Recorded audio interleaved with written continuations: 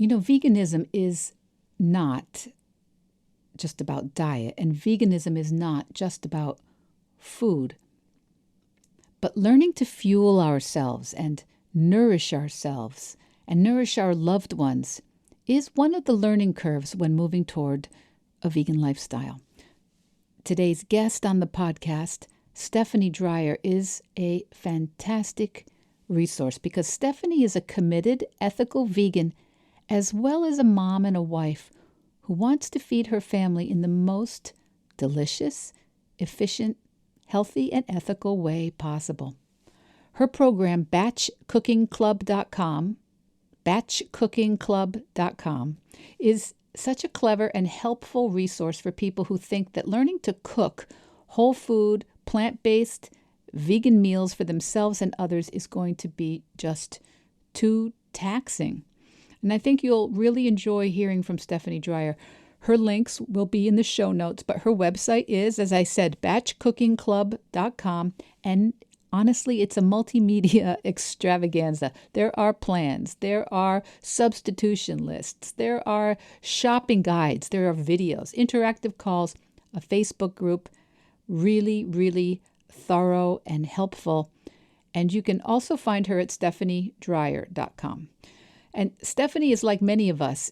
She's the only vegan in her family and in her social group. And she'll talk about that and how she has made her own vegan community, something I am always recommending our Vedge Your Best listeners to remember is possible. So I'll be back to wrap up after the interview. Enjoy hearing from Stephanie Dreyer.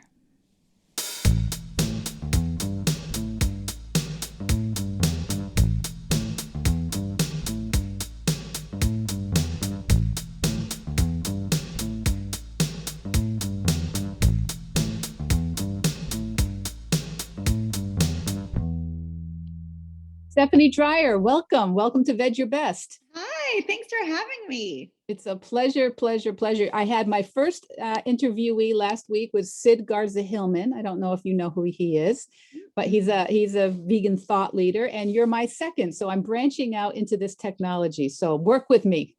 Yay, I love it. I love it. Well, congrats. It's very exciting. Thank you. Thank you. My audience wants some more voices, not just mine on the podcast every week. So Stephanie, your company is called batchcookingclub.com.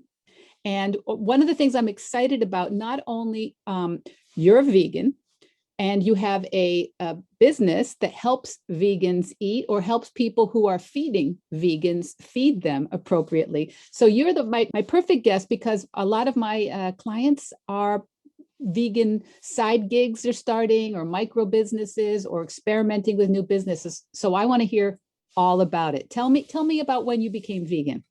Yeah, so thank you. I've been vegan 11 years in February. So I just had my vegan anniversary, if you will. And I am the only vegan in my house. I have 3 kids and a husband, and they did not join me for the journey. My oldest, she's now 17, she went vegetarian on her own about 5 years ago. Which I'd like to think I have something to do with. And my passion is helping busy parents, especially anybody, but especially busy parents who are trying to juggle that everyday grind of feeding their family healthy foods. And especially, I'm proof that you can be a healthy, happy vegan with a family who isn't vegan and still cook one meal a night and make sure everybody's needs are met.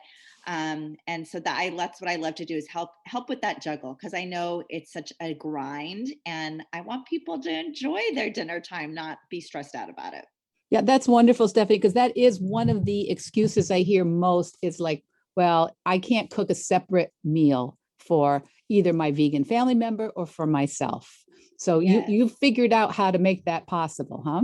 Yes, I have. And I definitely struggled at the beginning, but as they say, the struggle is what brings you to where your journey, where you're supposed to be, right? So I struggled a lot. And in that struggle, I came up with a system. I have this 5-step system that I use for my own family with my membership and my members.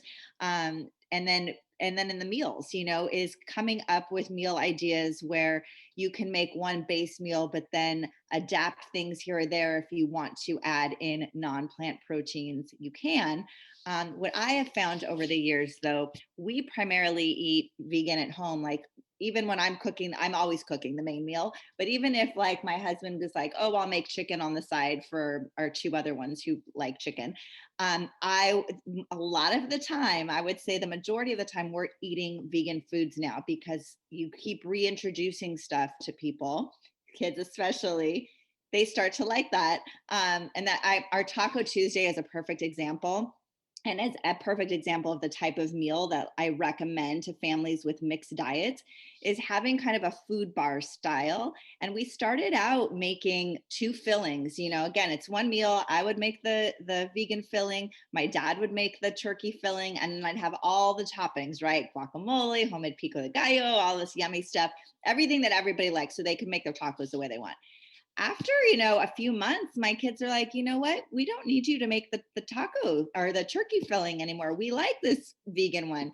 And so now that's all we have. But it's a process. And I think I'm getting off philosophical here, but you start with honoring where everyone's at. And I think that's the biggest mistake I made when I first went vegan, was really pushing my views and the way I wanted to eat on everyone else. And it was through that understanding and having compassion, not just for the animals, but also for my family, to come up with a way that could feed and nurture all of us and nourish all of us in a way that supported everybody with where they were. And so I brought that approach to my meal prep membership, because I know what it's like. I know how it feels, where you want to make sure everybody's happy and you're not just dictating one thing to them. It's not a dictatorship. It shouldn't be, right? Well, you never know, whatever works. But I agree with you 100%. This idea of dictating for other people, it's the compassion really is for our family units, for the other human beings who have agency, who have choice. And I believe I read in your materials that you became vegan pretty much overnight, right? Yes. And it's not something I would recommend either to anybody, but it's worked for me, but it was not easy. Yeah, well, that's why our podcast is called Veg Your Best, because we all know someone or two people who have done it overnight, but most of us didn't. Most of us couldn't see how that would work. And so, Right. and that can be, when someone goes vegetarian or vegan overnight, that can be a challenge for the other people in the family who start feeling maybe a little judged, or maybe a little deprived, or thinking, oh, these options are going to go out forever. All the things we've enjoyed in the past, or mom won't make cookies for me anymore, or whatever. Right. So I Yes. love that you're on the solution end of this, because you've been in the trenches. That's wonderful. Exactly. Thank you. So what made you go vegan overnight? What was it, an ethical issue or a health? It was, ethical for the animals. And my story is kind of unique in that I was vegetarian for 5 years, and then I ate meat for 4 years. And then I have 3 kids. I was pregnant with my first and was vegetarian all through my first pregnancy and my second pregnancy. I was 8 months pregnant with my second daughter and started craving meat and became very disconnected from the animals. And so much that I started eating meat again in this ninth month of my pregnancy. So I did that. I then had my son 3 years later, and he was about 1, and I was nursing him. And at that time, I was feeling really uncomfortable, is the best word I can use, in my body. Just not about baby weight needing to lose, but yeah, I probably had a few baby weight pounds, in that first year, but just not feeling right. We've all kind of had that feeling where you feel like, oh, something's not working. I feel heavy. My clothes aren't fitting right. But it was a little deeper for me than that. So my sister happened to be reading The Kind Diet by Alicia Silverstone. And that book, I highly recommend to anybody, was very educational for me, because she includes a lot of information about the realities of dairy farming. And I became very connected to Mama Cow immediately. All the reasons that I wouldn't give up cheese or milk as a vegetarian, I was literally nursing my child, my baby, and reading this book at the same time, going, Mama cow, wait. And I just connected it. And that was it for me. That I went overnight. I was like, I'm done with dairy. I can never unread this. I can never. And I think because I had that connection, obviously I was a nursing mama and was reading about this and just was like, no, this is this is not for me anymore. And so I was able to go overnight vegan, and I haven't looked back since. A lot of my friends and family, I'm the only vegan in my circle, thought, oh, it's going to be a phase, this is Mm, just a phase.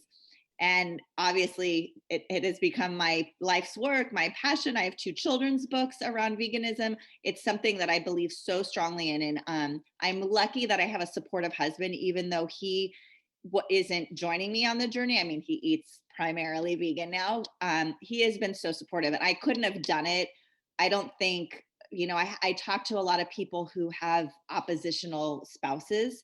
And so mhm, that's really hard to, when you don't have that support to respect each other's, and even honoring that I didn't want to give my son, as he was weaning, dairy milk. It was like, no, that's off the table. mhm. And my husband was like, okay, I just need you to do the research and make sure he's getting his educate or his nutritional needs. And I'm okay with that. I recognize that not everyone is in that position with that support system, but I was very fortunate that I had that, and it made it a little easier to transition. Although I will say going vegan overnight is not something that I recommend. It's not a sprint for sure. It doesn't need to be a sprint. Yeah, especially when you're busy with small children and Yeah. taking care of a lot, and presumably have your hands full. So you want to, because there is a certain amount of self-education involved to make sure that you are fueling yourself Yes. well, and Yes. also fueling yourself emotionally well in that Hmm. whole journey, because you want to make sure that you're not making a bigger problem for yourself by going vegan. Exactly. And I'm so glad you said that, because that was one of the first things that I did, was worked with a nutritionist, to make sure I was getting the right amounts of everything that I needed, and, B12 and all that stuff. So you're right. That's so, so important to make sure you're taking care of yourself. And when you do it gradually, you're better able to do that.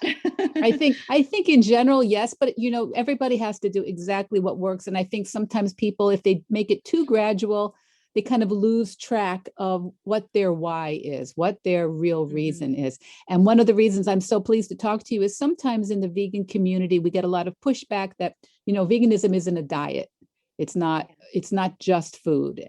And you are certainly somebody who is very concerned about the entire ethical structure, not just creating a whole food plant-based diet, which is divine and wonderful and great, but you're also coming at it philosophically in the way that I think is important to recognize that we don't all have to come from the same point of view. um, but I want to recognize your point of view being kind of on the side of the angels for this. It's beautiful. Oh, thank you. Yeah, it definitely is. You're absolutely right. Thank you. So when did you get the idea? Because I've looked at your website's beautiful. I assume your Oh, thank you. website took some iterations. Did it just all come out like that? Oh my gosh, you are so generous and kind to say that.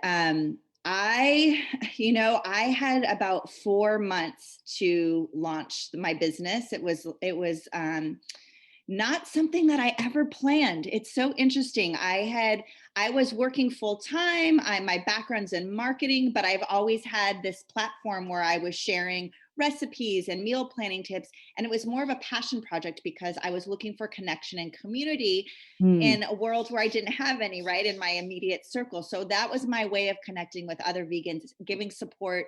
Sometimes the best way to heal ourselves is to support other people with the support you wish you had. So that's kind of what I was doing subconsciously.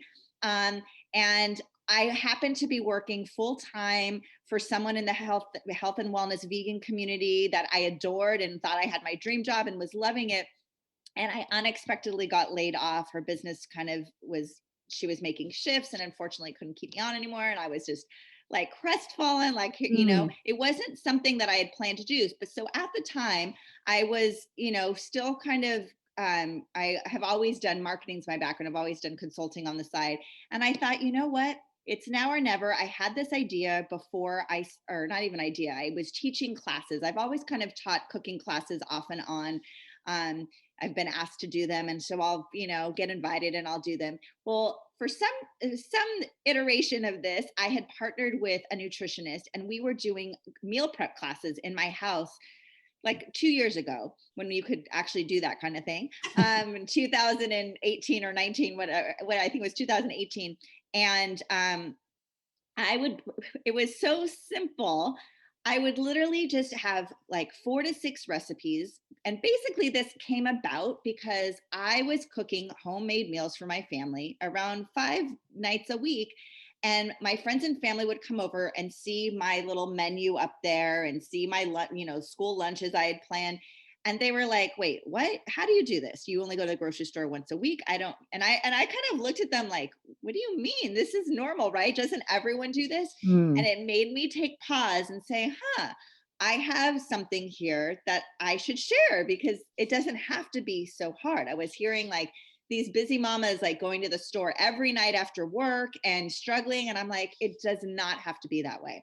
So I started doing these meal prep classes. I partnered with a nutritionist. Like I said, we did 4 to 6 recipes, basically showing them what I did in my house. I did all the shopping. I prepped. I did all the recipes, and they came with their little, takeout containers, storage containers. And I had the station set up. It was just maybe 6 or 7 women and men. Actually, men's the dads started coming too, and sometimes the moms with their daughters, trying to teach them. A lot of times, the daughter was going vegan, and the mom wanted to learn how to cook for her.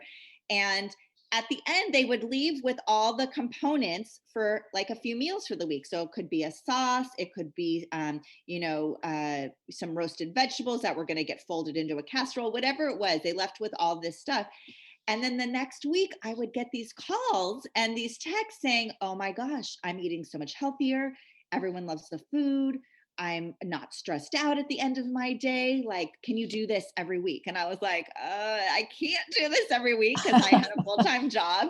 But it sat with me, right? Like I thought, there's something here. So when I got laid off, it made me go think, how can I scale what I was doing? And I came up with this idea for the membership. And I had about 4 months. I had it in my head. It was like end of July that I got laid off. I took like August off to just regroup, and I launched in January, the end of Wow. January. I was like, that was just like, this is how I get. I just kind of get this idea. And it was like, so to a very long answer to your question, I did not spend too much time on my website because I couldn't wait to have everything perfect. And that's kind of, I guess, a good analogy too for just your vegan journey. Like, you don't have to wait to do it perfectly. Like, my business has actually shifted a lot since I launched, like what I offer now versus what I offered before, the types of meals. I only do dinners now. I've learned what works and what helps my families the most, right? So it's been a wonderful gift to give myself permission to kind of be like, it's okay to pivot, especially with COVID. Like I had to pivot a lot. People were not spending money on memberships. Even though people were at home cooking, people were worried about money. So Mhm. memberships extra expenses weren't necessarily on everyone's list. And so I really, I do have a marketing background. So I did have some skills that enabled me to kind of know what to do to set things up. And I kind of have just gone from there. And it's funny you say that, Michelle. I really appreciate you saying it because I keep thinking I need to like refresh my website. I haven't touched it really since I Oh, launched. yeah, you made me very, very jealous because I think it looks beautiful. I just assumed that you were like refreshing it every 6 months or something because it looks gorgeous, really does, and it's Thank very you. clear. It's very clear for the different. You have your recipe section, you have your tips and tricks section, you have your informational sections. It's really very clear, very easy to navigate, and I really admire it. And I love that you said, because this is what I tell everybody: don't wait to start something. If something's important to you, it's too important to wait to start until you're perfect at it. I love that you've shared that. That's so important for all of our listeners, whatever their goal, even if they're not in the least bit plant-based, even if they have no business, whatever it is, it's too important to wait to start. Yeah, agree. And now you were talking about learning to cook differently and cook and teaching other people how to cook. What ingredients are, like I always say, I always joke about kohlrabi. I have never, to my knowledge, eaten kohlrabi. I probably would love it. I just don't think I've ever eaten it. I can visualize what it looks like in the supermarket. I don't know what to do with it. So that's my kind of joke ingredient that is still in my future to learn how to prepare. But what have been some ingredients that were new to you when you started teaching people to cook? So tempeh and tofu was probably the biggest because everyone's intimidated by those. Mm. And you shouldn't. There's no reason to be intimidated. Tofu is so versatile. You can use it in so many different ways. So I do weekly cooking classes on the public Batch Cooking Club Facebook page.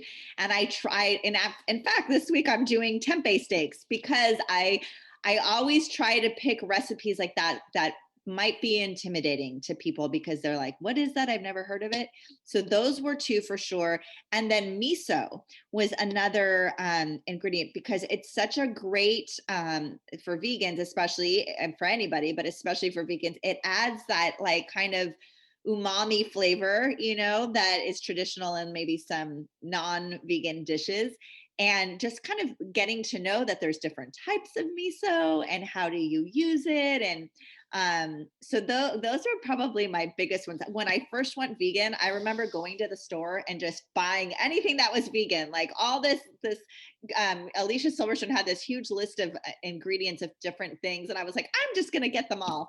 I don't recommend that. That can be a little overwhelming. Maybe Yeah. start with one or two new things. Once you get the hang of that, add in another thing.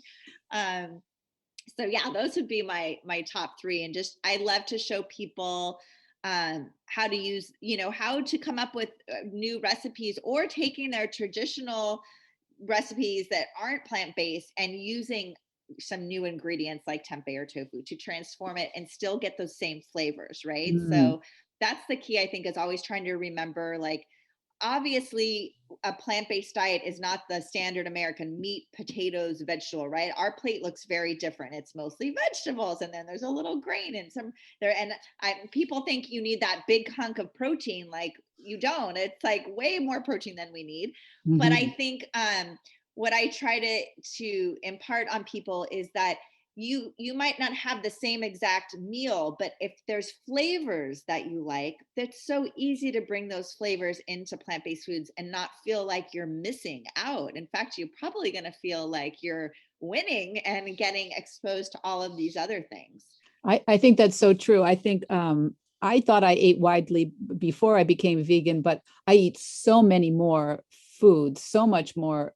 I mean, my family calls it ingredients, that we're eating ingredients, not a meal. But I love that. That's my plate is full of so many different things. I think it's one of the best things about, and then I never feel deprived. I never feel restricted because there is so much food available to me to eat now, but it takes some practice to visualize that plate before.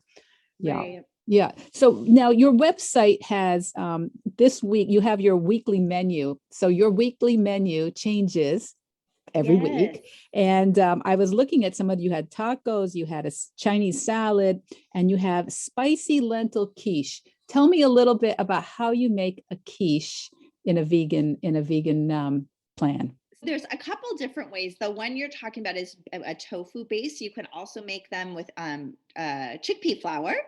But this is one of the great ways. So tofu is so versatile. You can blend it up like in a food processor with different seasonings and lemon juice, and you have more of a savory filling. But you can also do the same and make like a cheesecake filling too. So tofu is really fun. So what we do in this recipe is that's exactly what I did is I put it in the food processor with some lemon juice, nutritional yeast, a little garlic powder, I think a little salt.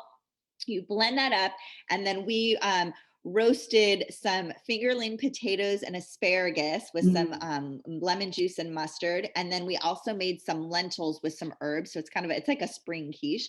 And we fold all of that into that batter, if you will, that quiche tofu batter. And then you fold it into pour it into your quiche dish and bake it. And it's just, it's reminiscent. Of course, it's not exactly the consistency of a quiche, but it is reminiscent of that, and it has all the flavors and packed full of protein with those lentils and the tofu, plus you get all those vegetables. and it looks so pretty.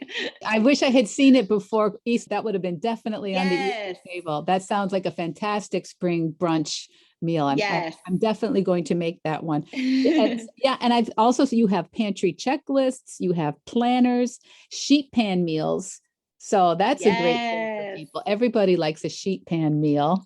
That's one. Yes, I love coming up. So you're talking about my resources page, and I feel like if I could just make up, they're all free. I just love to come up with basically when something I'm hearing, in the community that they're struggling with this or that. I think about, okay, what could be a good fun resources for this?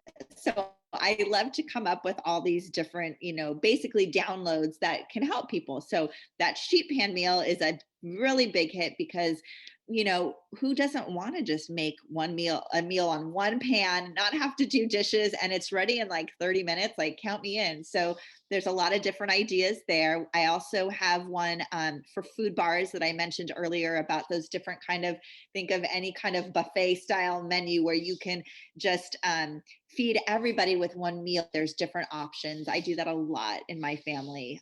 Some of our favorite meals are food bars. So yes, there are lots of, and then of course I have my planner, which is like the most coveted thing. That's like takes you through my 5-step process. So you can create a routine, set up your weekly menu, and then also set up your prep in a way that you're in and out of the kitchen in 2 hours. Because that's really like, think like the secret sauce to Batch Cooking Club is, I don't want you to take 5 hours or spend all day in the kitchen on the weekend just so you don't have to cook during the week. Mhm. My approach is, I'm busy, but I enjoy cooking, and I just don't have don't have the time or have the desire to spend the time, more than 30 minutes in the kitchen after a long day.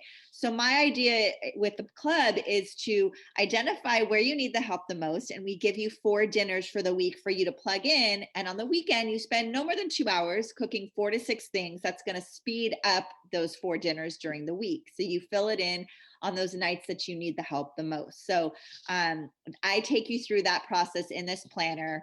I know you'll share that link. I'm sure Of I don't know if you want course. me to Yeah, share of that, but course. that is really, to me, like the 5-step system. If you can organize yourself to do that every week, and it doesn't take much, like anything. It's just planning for it, putting it in your calendar, and sticking to it, prioritizing around it, which I know is easier said than done.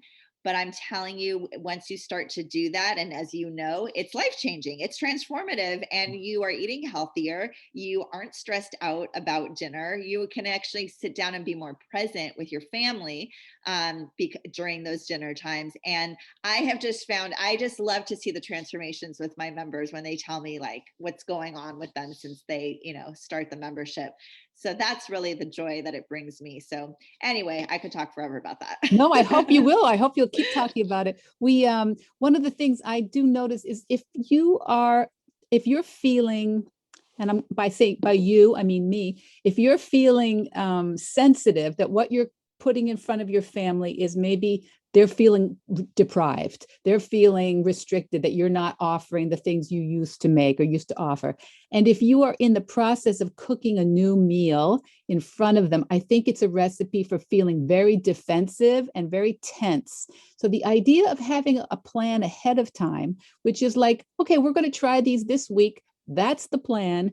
And if you don't like them, we won't repeat those next time, or we'll repeat them slightly differently. But it keeps you a little bit out of that. I wonder if he'll like it. I wonder if she'll like it. I wonder if they will eat it. I wonder if they're going to, that moment when you're making dinner at the last minute, sometimes tempers are not what we ideally hope for before the family dinner when everyone's hangry. So I love the idea of having a plan ahead of time. You have the cooking, not the shopping list available for people, so they're so prepared. And I think that's just I think it's a wonderful thing for people to try, and you have so much support available through your group. And so I'm wondering, what was, so many people I talked to about starting a new business, what were the speed bumps for you as you got going on this process? I think so I mentioned I have a background in marketing. So Mm, I already I kind of had the platform. I had my following on Instagram and Facebook that I marketed to. I had the idea, I'd already had my audience that knew me, to introduce it. And I had the knowledge about social media and everything since I was using that. Something I think I struggled with and is like the actual sales. I never consider myself like a salesperson. And Mhm. so it was learning how to take those connections I was making on social media and actually turn them into members that, wanted to work with me. So that was a kind of a stumbling block at the beginning, because I just thought, oh, I'm going to put this out there. People know me. I'll just talk about it and it'll happen. But it was what I realized, and it's been a beautiful thing, is not just putting it out there, but then connecting one on one. And which I love about social media, I'm able to do that, whether it's on my DMs or hop on a Zoom, whatever it is, to actually connect and talk to them. Because besides the membership, I do meal plan audits. I have this 6-week coaching program. So there are other things like to get to know them, to be like, oh, this sounds, what kind of support do you need? This sounds like this could be a fit or whatever. So that was a Mhm. stumbling block for me at the beginning, was just not just putting it out there, but taking it learning how to take the next step to connect with people one-on-one and actually serve them, as best as I could, which you always win when you serve people. Like, so that's what I kind of realized. I'm not selling, I'm serving. How do I serve this person? Absolutely, that's true. So that making the offer, saying, "Listen, I can help with this," Yes. yeah, was uncomfortable at first for It was you. very uncomfortable, very uncomfortable. And then I think the other stumbling block, I spoke a little bit about this, was kind of figuring out what served people best. Like I started out not just serve just with dinners, that it was like a snack. I did like a snack, a breakfast. I forget. I can't even remember how I started out, but it wasn't just dinners. I was kind of trying to please everybody. Sure. That was the stumbling block. And so Mm. then once I got, once I started with my core members and was listening to them and observing, it was really dinner that people struggle with. And breakfast and lunch, it really varies. There's no one size fits all, I don't believe, meal plan for anybody, any family. But I realized that the common thread was dinner. And if I could help make that easier, and I do this with my meal plan audits, is once we get dinner solidified, then it's very simple to add in breakfast and lunch, because they've already got the basis, right? They've already got the like tools to navigate that.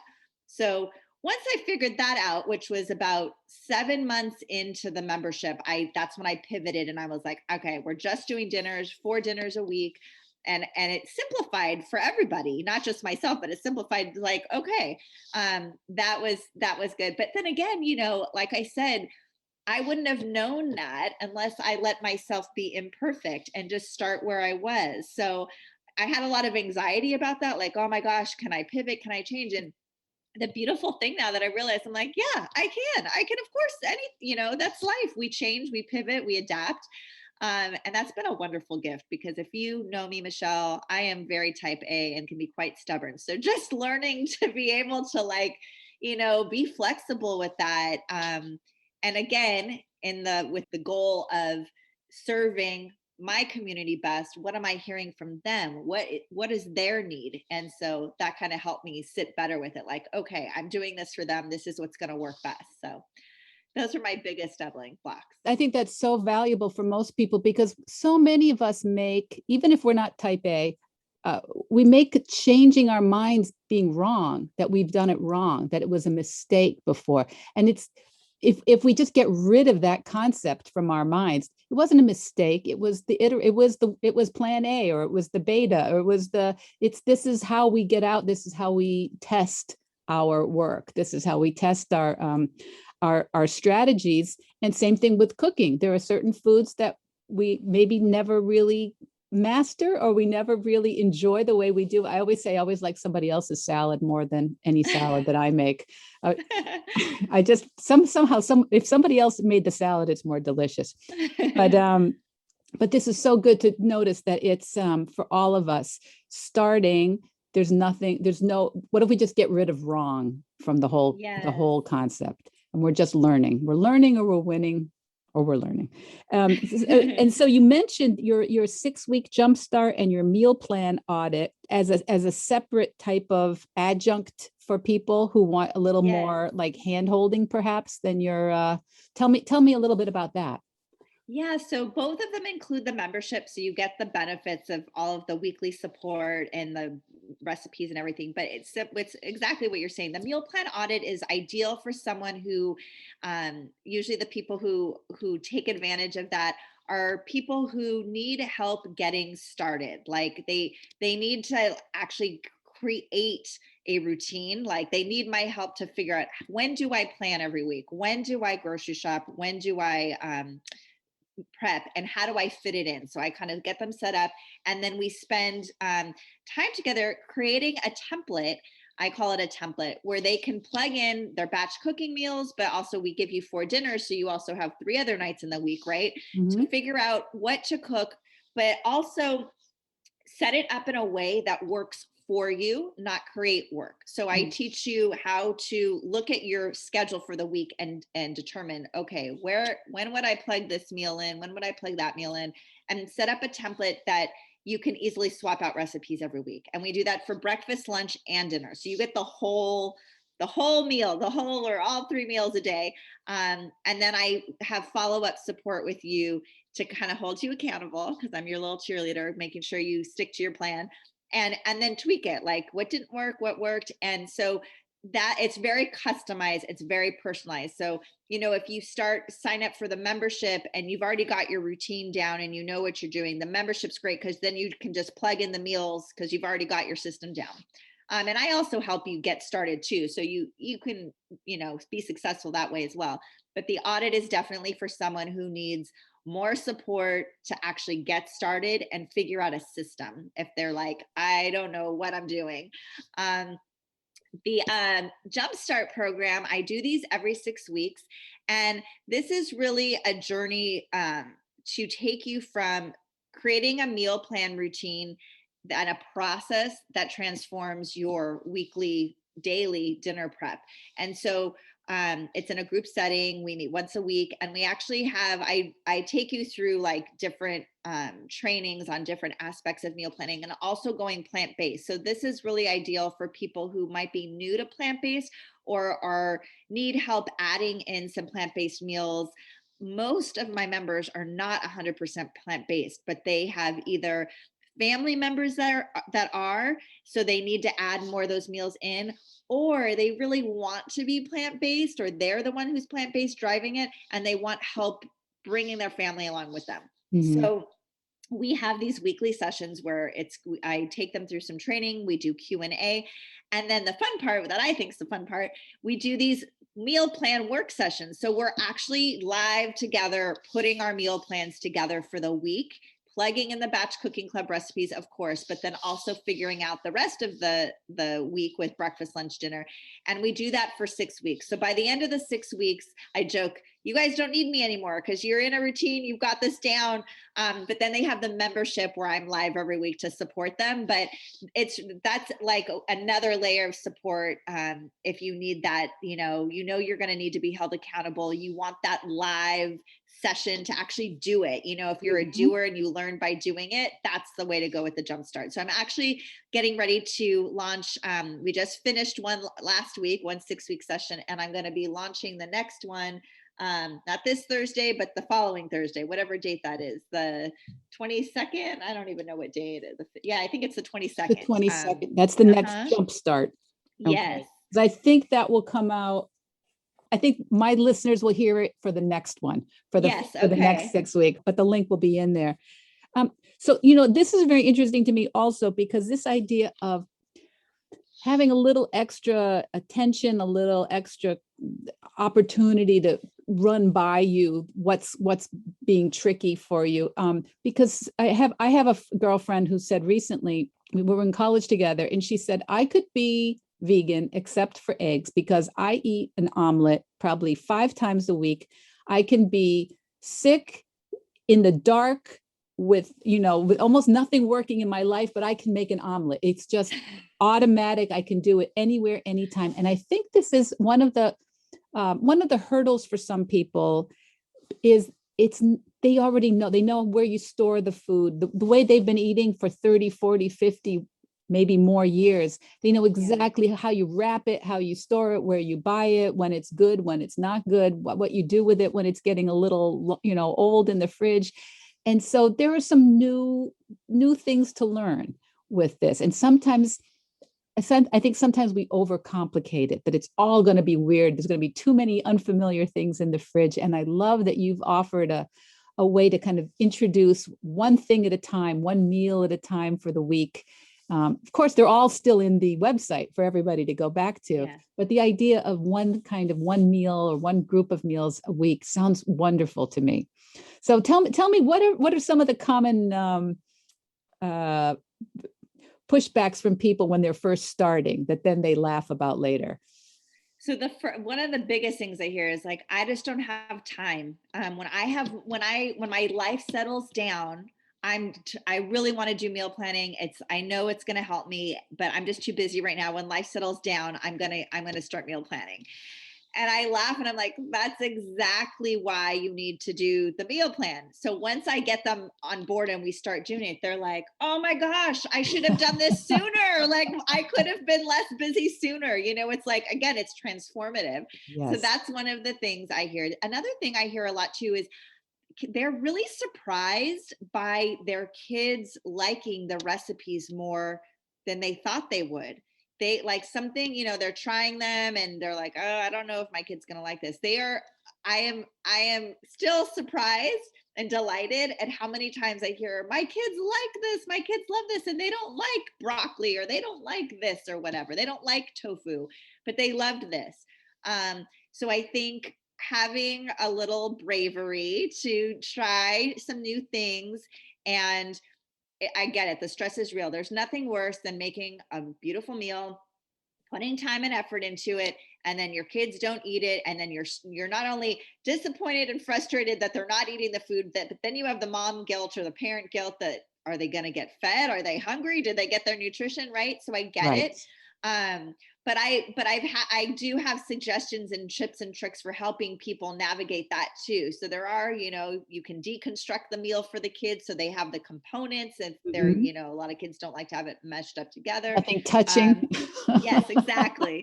So we talk about strategies to do that. But I have to say, a lot of the times the parents are really surprised and delighted that they like the meals more than they thought they were going to like them.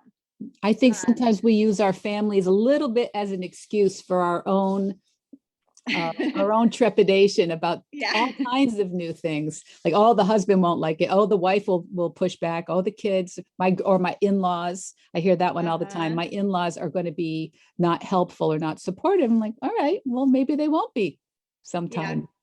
I don't suppose they like all your food today. So. Right. Exactly. You're exactly right.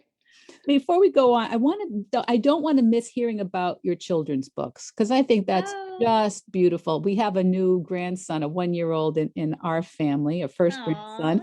And I've been thinking about the different books and the different categories of teaching our kids about things. So you have 2 or more? I have 2 books. Yeah, I have Not a Nugget and Not a Purse.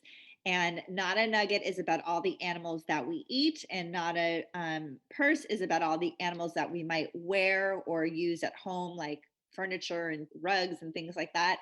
And my message is animals are our friends, not food or home goods or clothing and things like that. And they're nonfiction picture books, so they're meant to be educational. I spent a lot of time researching facts about animals, and I specifically chose facts about animals that kids could relate to, because I had this epiphany when I was writing them that our kids are so connected to animals when they're young.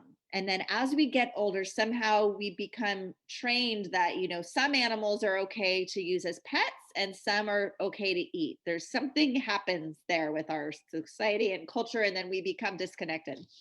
But if you talk to a small child, there's they have this innate love of animals. And so I wanted to harness that. I wanted to nurture it and support them with that. So for example, the facts help them stay connected to that animal. So for example, in I think it's not a nugget. I can't keep track of all my different animals in there. It says it takes a food, not a hot dog, and it shows a picture of a pig. And my illustrator, Jack Veda, shout out to him. He did an amazing job with the pictures. And so there's a picture of a pig. And then on the next page, it says a fact. Did you know? And then it gives you a fact. Did you know that pigs can play video games just like you with a joystick? And so it shows the pig playing a video game with a joystick. So what kid can't relate to playing video games, right? Right. So again, it's just trying to connect them with the animal in some way so that it humanizes them, basically, is what I was trying to do. And then at the end, it brings them all together with that message of animals are our friends, not food. And I give suggestions at the back of the Not a Nugget with, instead of a hot dog, what are something that you can eat? Because I thought, here, the kid's going to read this and then they're going to say, Mommy, I don't want to eat hot dogs. And then poor mom is going to be like, oh my gosh, what do I give them instead? Right. Right. So I wanted to have some resources there. So there are some resources on my stephaniedreyer.com website. There is resources for the book. There's also resources in the back of the book with some meal suggestions. And then the same thing with Not a Purse. There's alternatives like what can I wear instead of wool, or what can I use instead of leather.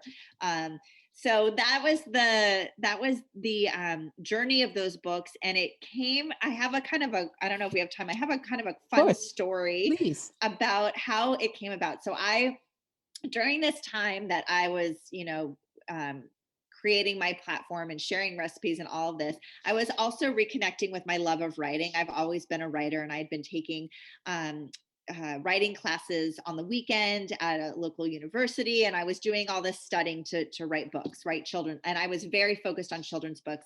And I think it really reignited as I was reading to my kids these picture books, and just reignited my love of picture books and the impact they've had in my life. So I knew I wanted to focus on children's books. And I remember speaking to my husband, really struggling with how to connect my veganism with my writing.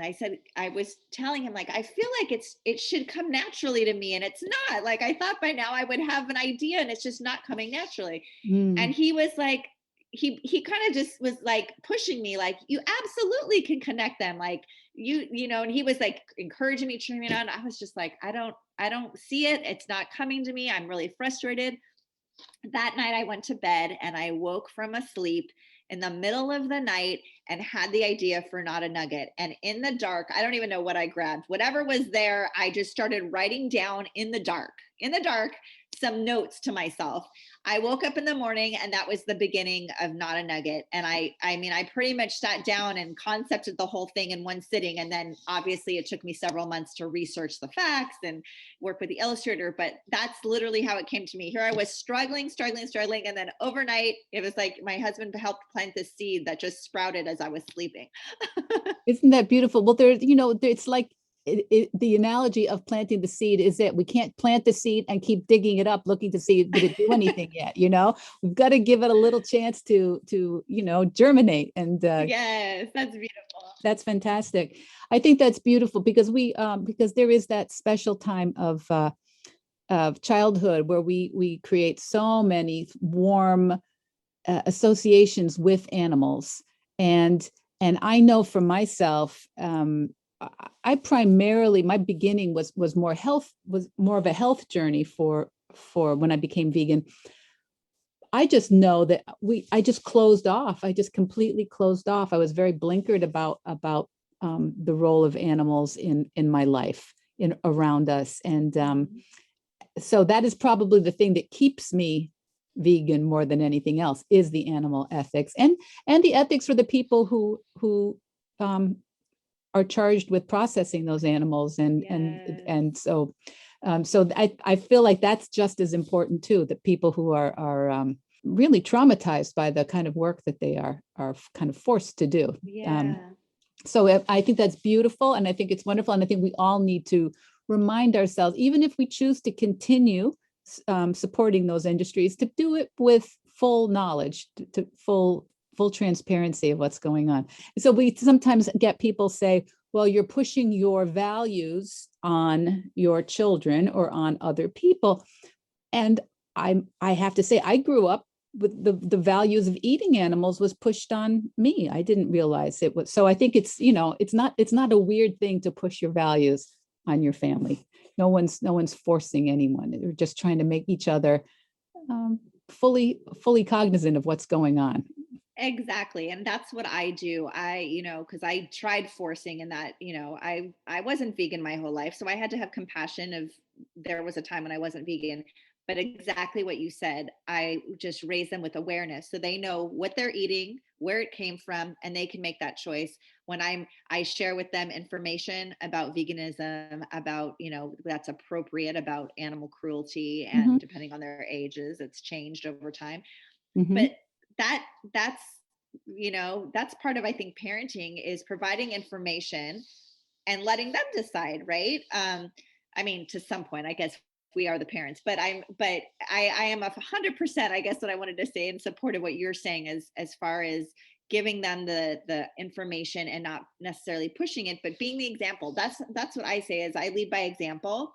So I'm not saying my way is the right way, but it is the way that I feel ethically and socially responsible for being the change I wish to see in the world. My Yeah. kids know that's my quote. I want to be the change I wish to see in the world. So this is how I'm going to be.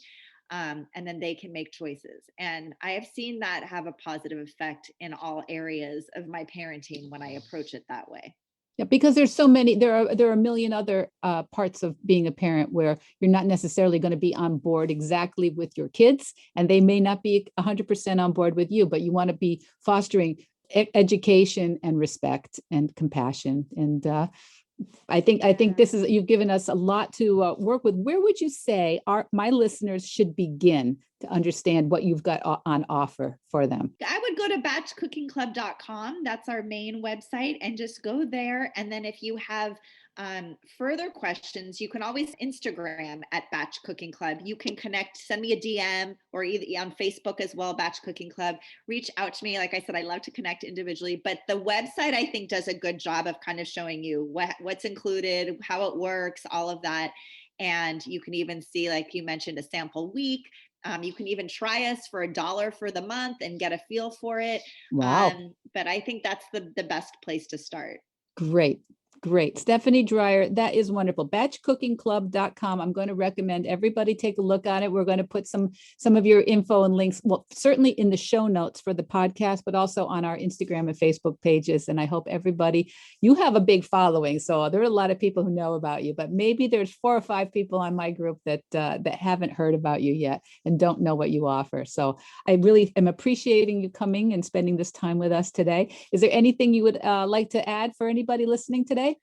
No, I would also just encourage anyone who's interested in that planner to go to batchcookingclub.com/planner, because that's the resource I mentioned, that free resource that outlines our 5-step system and can really get you started. Like if you're like, oh, I really love what she's saying, I want to try this, like that's a great way to kind of get your feet wet and get a go for it. So I'm just so grateful to you, Michele. Thank you for having me on. I really appreciate you and your time. Thank you. It was great to get to know you, and we'll get all your links available. And anybody who listens to the podcast in the far future, we'll try to keep things up to date in our links and on our resources page here at Vedge Your Best. Thank you, Stephanie. Thank you very much. Thank you. So, Vedge Heads, what did you think of Stephanie Dreyer? What a cheerful, lovely woman. I really enjoyed talking to her. Her energy is fantastic. And I think you can tell she really knows what she's talking about, food-wise, organization-wise, family-wise. And there she is, the only vegan in her family. And she is not going to let that be a problem for her. I love that. And I think we all need a refresher course in deciding some things are just not a problem. We can start where we are, and we can do what we want. And we can also be part of the solution. We can also model terrific things for our family members. And believe me, I am certain it is not wasted on her family.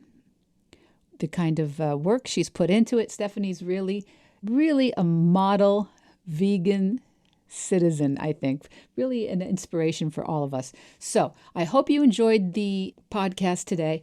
I want to just remind you what she said, that if you go on stephaniedreyer.com, all these links are in the show notes, but if you go on stephaniedreyer.com, you can scroll down to the free resources pages and you can get her planner, which is very beautifully designed and also a real resource to just get a sense of how Stephanie recommends we begin this program. Her 5 steps and how to make things simple and organized. And I can't imagine too many people having done a better job creating this sort of program. batchcookingclub.com or stephaniedreyer.com.